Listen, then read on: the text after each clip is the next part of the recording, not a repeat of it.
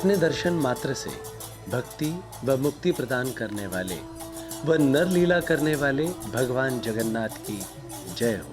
नीलाद्रौ शंखमध्ये शतदलकमले रत्नसिंहासनस्थं सर्वालङ्कारयुक्तं नवघनरुचिरं संयुतं चाग्रजेन भद्राया वामभागे रथचरणयुतं ब्रह्मरुद्रेन्द्रवन्द्यं वेदानां सारमीशं स्वजनपरिवृतं ब्रह्मदारुं भजेहम् ब्रह्मदारुं भजेहम्। श्री श्री जगन्नाथ महाप्रभु जो पुरुषोत्तम धाम पुरी में आविर्भाव हुए हैं, वो जगत के नाथ हैं, वो परमपिता परमात्मा हैं। वो अवतार नहीं हैं, वो अवतारी हैं। और जैसे परम ब्रह्म सर्वत्र हैं, जैसे महाविष्णु अपने वैकुंठ धाम में हैं, वैसे वही परमात्मा परमेश्वर इस पृथ्वी लोक में जगन्नाथ धाम पुरुषोत्तम धाम पुरी में विराजित हैं। पूर्व में वही परमात्मा माधव के रूप में नीलमणि विग्रह स्वरूप में उपस्थित थे। इस ब्रह्मा के दिवस के प्रथम मनु के समय में, उस मनु के स्वयंभुव मनु के प्रथम द्वितीय चतुर्युग के सत्ययुग में माधव रूप से इस चतुर्धा दारू विग्रह में प्रकट हुए। उसका संपूर्ण लीला और तथ्य हमको विशेष रूप से स्कंद पुराण में प्राप्त होता है। तो श्री स्कंद पुराण के वैष्णव खंड के प्रथम अध्याय में यत्रास्ते दारुवतनु श्री सो मानुषलीलया दर्शनान् मुक्तिदः साक्षात् सर्वतीर्थ फलप्रदः। इस क्षेत्र में श्रीपति नारायण मानवलीला साधनार्थ दारुमय काष्ठमय कलेवर से विद्यमान है। ये दर्शन मात्र से साक्षात मूर्ति तथा समस्त तीर्थ फल प्रदान करते हैं। कलियुग के मनुष्य भगवान जगन्नाथ को दर्शन नहीं करने सो, नहीं चिंतन नहीं करने सो मुक्ति असंभव है। जिससे स्मरण मात्रेणम जन्म संसार बंधनात्। भगवान जगन्नाथ को जो आदमी जो जीव स्मरण करते हैं, चिंतन करते हैं, स्पर्श करते हैं, दर्शन करते हैं, वो साजुज्य मुक्ति मिलता है। भारतीय संस्कृति उपासना की संस्कृति है। 4 धाम भारत की सर्वश्रेष्ठ धाम है। कृतेचम बद्रिकानाथश्चम त्रेतयाम सेतु शंकरम द्वापरे द्वारकानाथश्चम कलौ श्री पुरुषोत्तम। और भगवान श्री जगन्नाथ महाप्रभु कलियुग की उपास्य विग्रह है, उपास्य देवता है, उपास्य ठाकुर है। विशेष रूप से जगन्नाथ जी के बारे में स्कंद पुराण की जो पुरुषोत्तम क्षेत्र महात्म्य में सविशेष वर्णन हुआ है। 60 अध्याय में 3863 श्लोक में जगन्नाथ की महात्म्यों, ये क्षेत्र नीलाचल क्षेत्र, ये श्रीक्षेत्र या पुरुषोत्तम क्षेत्र की महात्म्यों और जगन्नाथ जी की रीति नीति उत्सव सब महिमा वो स्कंद पुराण की जो पुरुषोत्तम क्षेत्र महात्म्य में वर्णित हुआ है। कलेवर लीला, कलेवर माने शरीर, नव माने नूतन। भगवान भी नूतन शरीर ग्रहण करते हैं। हम सभी जानते हैं भगवान चिन्मय है, चिन्मय पदार्थ है। हमारा अंदर जो आत्मा है भगवान के अंश है, वो भी चिन्मय वस्तु है। भगवान तो सच्चित आनंद विग्रह है, पूर्ण चिन्मय ब्रह्म वस्तु है, नित्य है, तो उनमें तो परिवर्तन हो नहीं सकता। लेकिन फिर भी जगन्नाथ भगवान शरीर परिवर्तन क्यों करते हैं? जब भगवान अपने आप को जगत के नाथ के रूप में जगत में प्रकट कराए हैं और अपने नाम भी जगतनाथ रखे हैं, और जगत जन्म जगत में जिस प्रकार जागतिक लोक रहते हैं, साधारण मर्त्य मनुष्य मर्त्य लोक में आकर के, तो भगवान जब यहाँ पे अपने आप को प्रकट किए तो जो उनका इस भूमि के लिए जो नियम है उस नियम को स्वयं पालन करते हैं। जगन्नाथ जी स्वयं भगवान पुरुषोत्तम परम तत्व होने से भी मर्त्य में मानव जैसा लीला कर रहे हैं। भगवान के जितने जितने अवतार है, हर अवतार में लीला तो है, लेकिन मनुष्य मूर्ति में जब आते हैं मनुष्य की भांति लीला करते हैं, मत्स्य कच्छप की भांति मत्स्य कच्छप अवतार में करते हैं। मनुष्य की लीला श्रेष्ठ होता है। श्रीमद् भागवत बोलते हैं,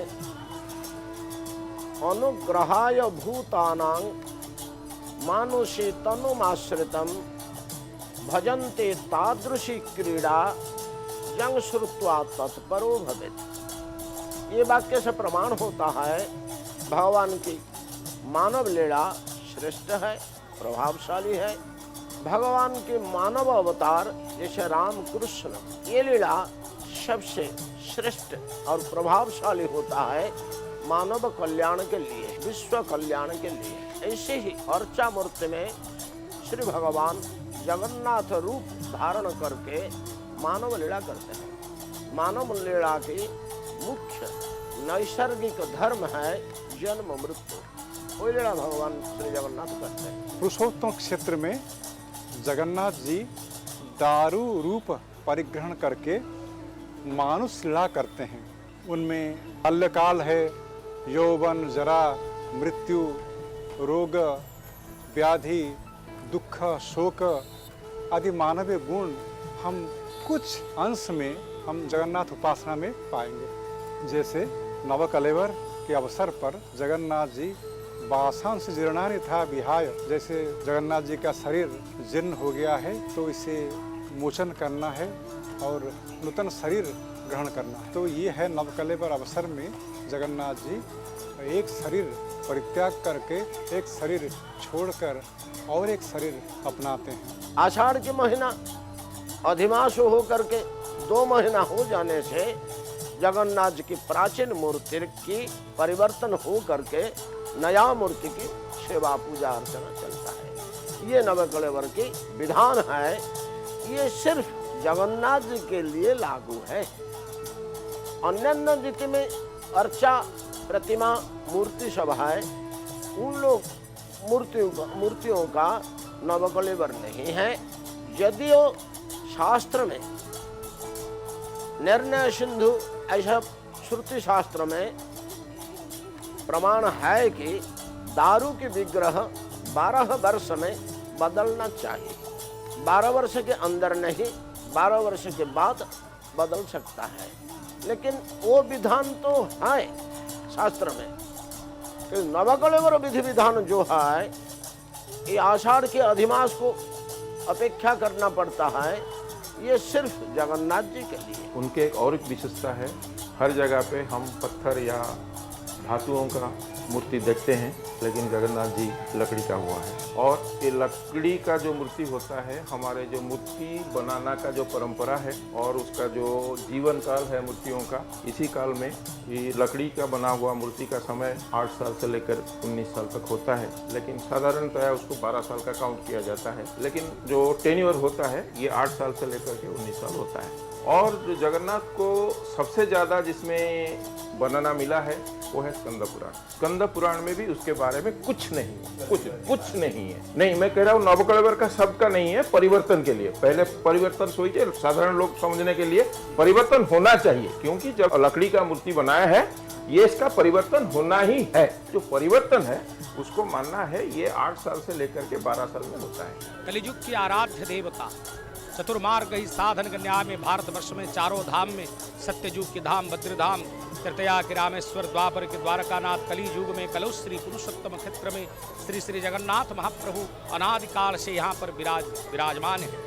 और भगवान के अनेक पर्व पर्वानि जानी यात्रा को मदभक्तम विनोदार्थे करोमि विविध क्रिया अनेक लीला करते हैं। इसके भीतर 19 वर्ष के अंतर में भगवान की शरीर त्याग करना, जो नवकलेवर परिवर्तन करने के जो उत्सव है, इसको नवकलेवर यात्रा कहा जाता है। इस यात्रा के अयमारंभ आज ही चैत्र शुक्ल दशमी तिथियों में ही शुरुआत होता है और भगवान श्री जगन्नाथ महाप्रभु आज्ञामाल प्रदान करेंगे। इस आज्ञामाल को लेकर के वनजाग दारुसंधानकारी सेवायत लोग और ब्राह्मण पंडित विद्वान लोग जाएंगे और भगवती माँ के पास वो समर्पित होकर के इनका दारुसंधान करके वापिस आएंगे। इस पर्व की आज अयमारंभ है, तो भगवान श्री जगन्नाथ की लीला बड़े विचित्र है। पिछले शताब्दी में हम 8 साल का एक ही प्रोग्राम देखा है जो 69 के बाद 77 में हुआ था, और ज़्यादातर होता है 19 साल में और बहुत कम होता है 12 साल में।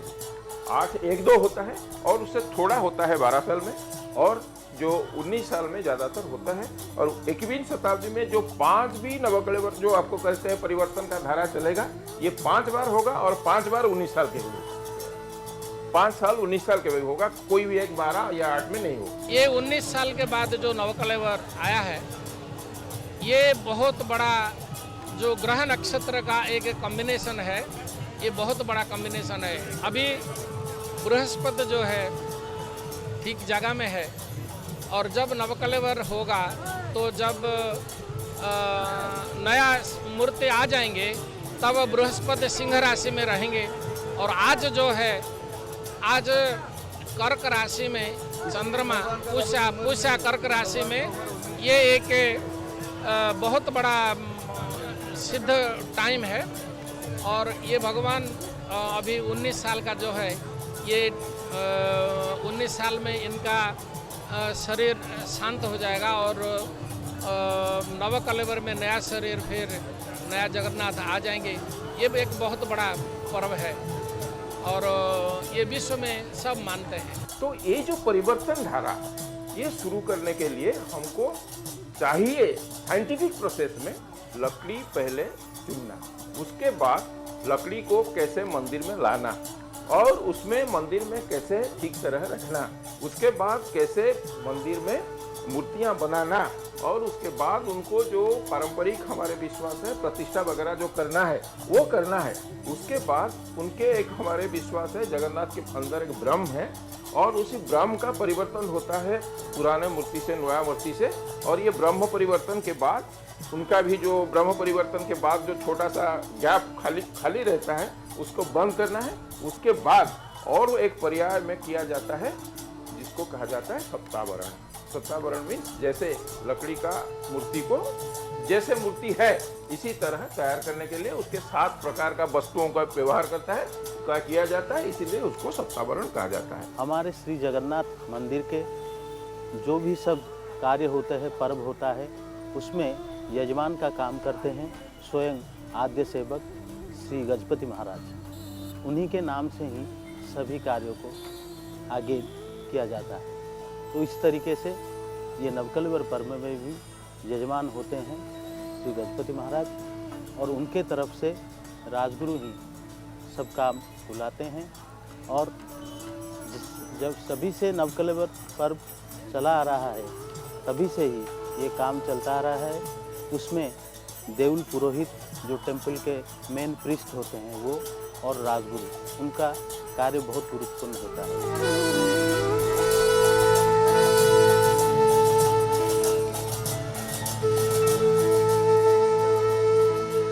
वनजाग यात्रा 2 भागों में विभाजित है।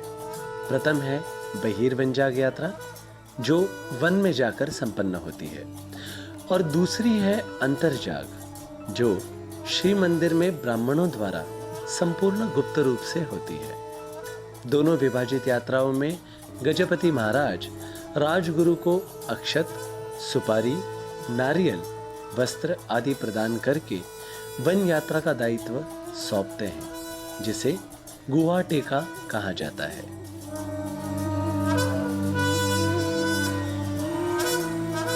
जगन्नाथ का आज नया जो कलेवर हो रहा है, इनका आज पहला दिन है वनजाग यात्रा। इस यात्रा हम लोग दैतापति करते हैं।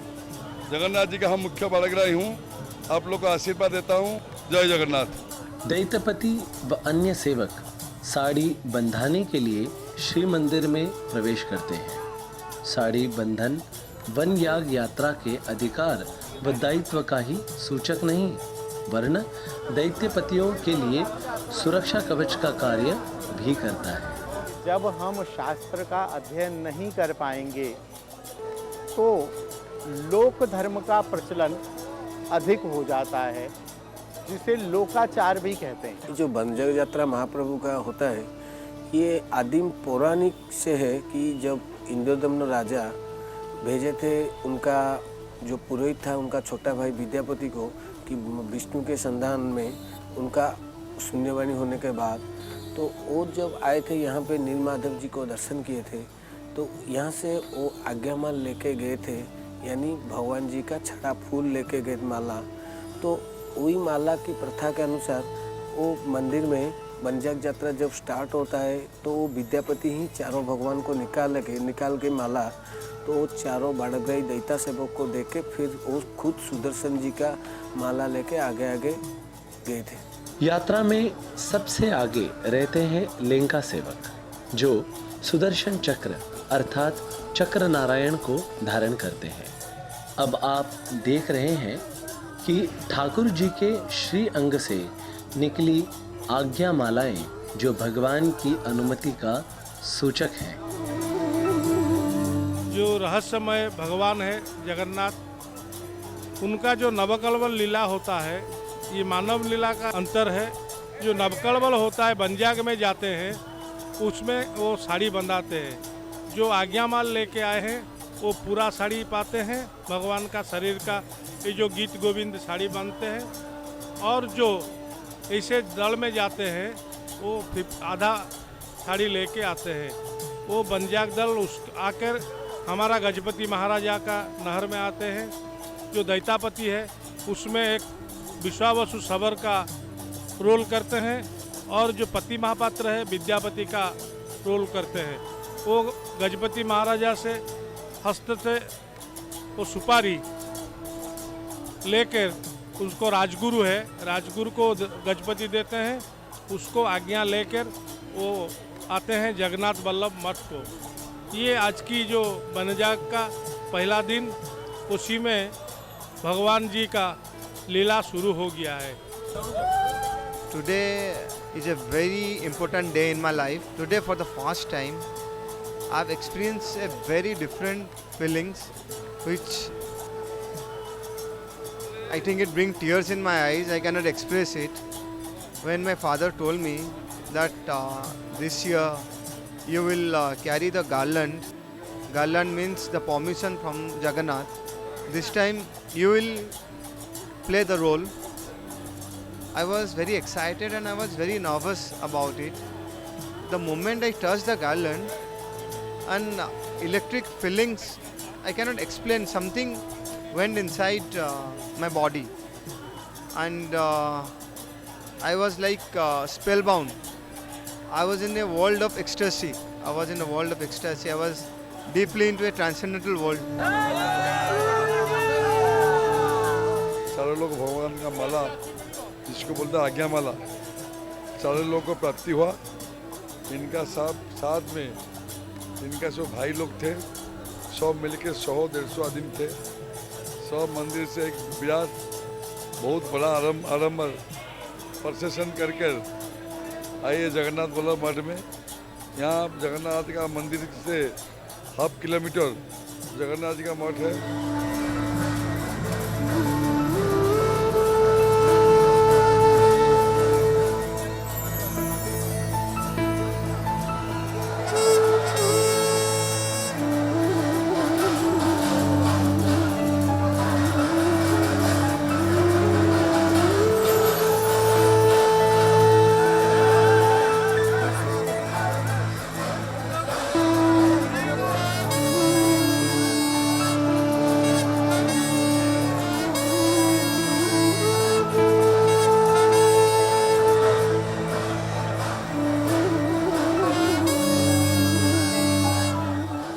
अभी इस नवकलवर में मुझे विद्यापति के लिए चुना गया है।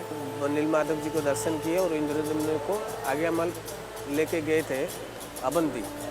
तो अवंती में जब लेके गए थे तो अवंती में राजा इंद्रदम्न को जो आज्ञामाल दिए थे, अभी वही परंपरा भी जारी है कि हम लोग आज्ञामाल भगवान जी का जो माला लेके आ रहे हैं तो उसको हम अभी लेके आए। ये परंपरा सदियों से चलता आ रहा है।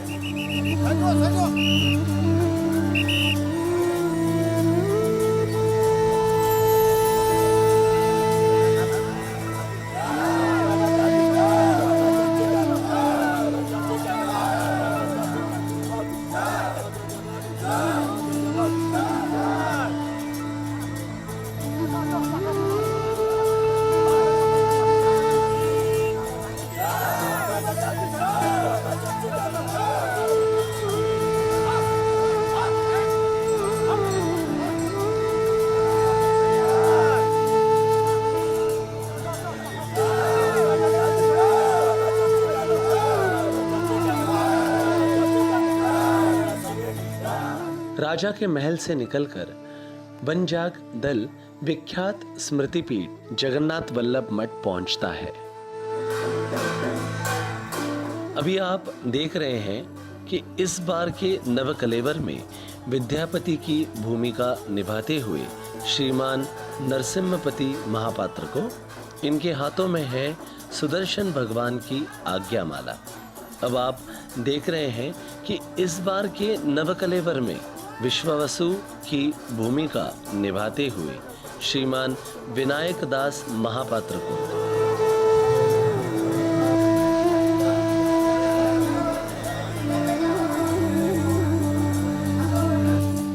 परंपरा अनुसार प्रथम रात्रि वनजाग यात्रा जगन्नाथ वल्लभ मठ का आतिथ्य ग्रहण करती है।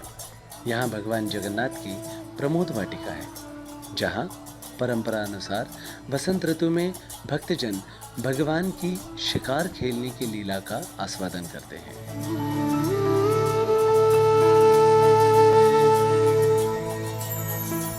नौ दिनों की गुंडीचा यात्रा के दौरान श्री चैतन्य महाप्रभु अपने परिकरों के साथ यहीं पर विश्राम किया करते थे। राय रामानंद यहाँ पर देवदासियों को प्रशिक्षण देते थे।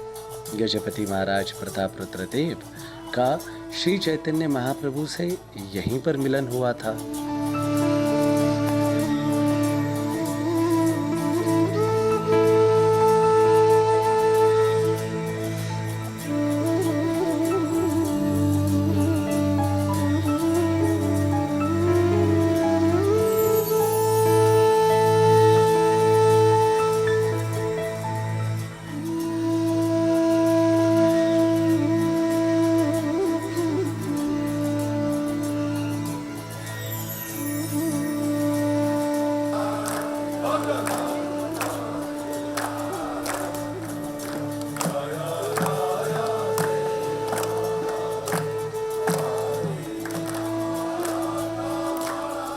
भगवान का अभी ये जो पद यात्रा होगा, यहाँ से रात 12-1 बजे पद यात्रा यहाँ होगा।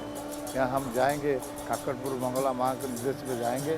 उनका निर्देश संकेत आने से बाद हम दारू चयन करके जाएंगे। ये सब संकेत है, दारू का संकेत है। ये चक्र चिन्ह है, ये शंख चिन्ह है, ये पद्म चिन्ह है, और ये है उनका सिक्योरिटी। ये जो दारू का ये जो सांप देखते हैं, वो सिक्योरिटी है इनका, दक्ष का सिक्योरिटी है। सब हर साल ये सिक्योरिटी देता है। और ये सब यज्ञ हो रहा है।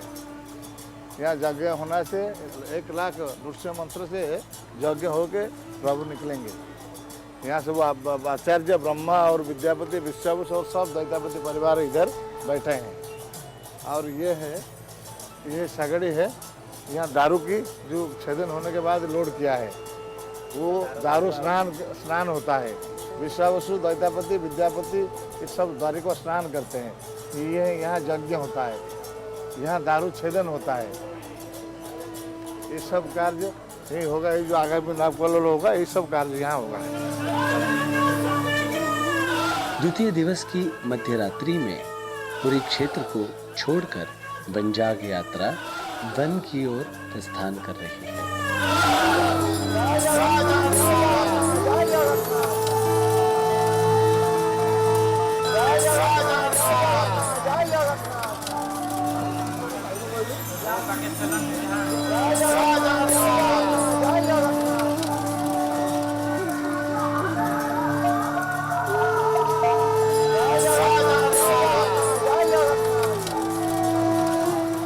उसी रात्रि को यात्रा बालीगाई पहुंची और वहीं विश्राम किया।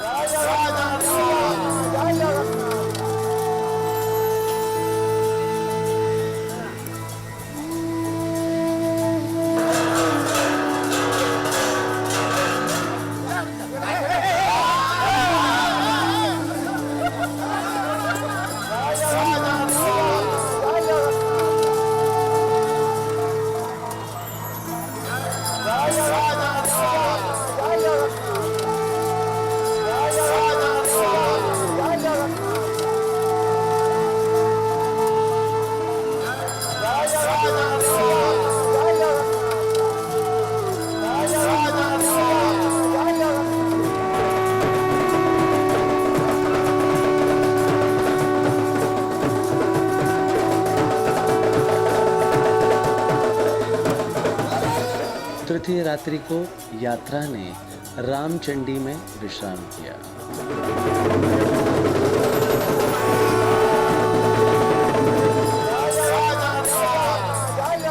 कोणार्क मुक्ताकाश रंगमंच में कुछ समय विश्राम करने के पश्चात यात्रा चतुर्थ रात्रि को शंकरेश्वर मंदिर पहुंची।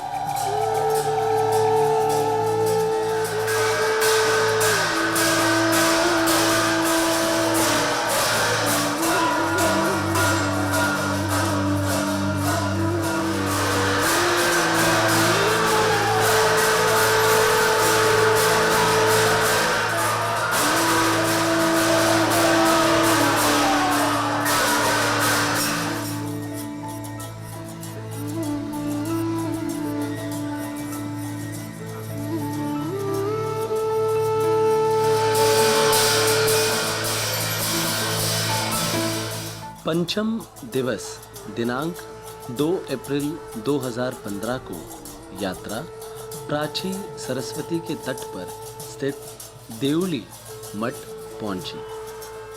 देवलकरण सेवक एक सूचना पत्र मंगला मंदिर के प्रशासन को भेजता है।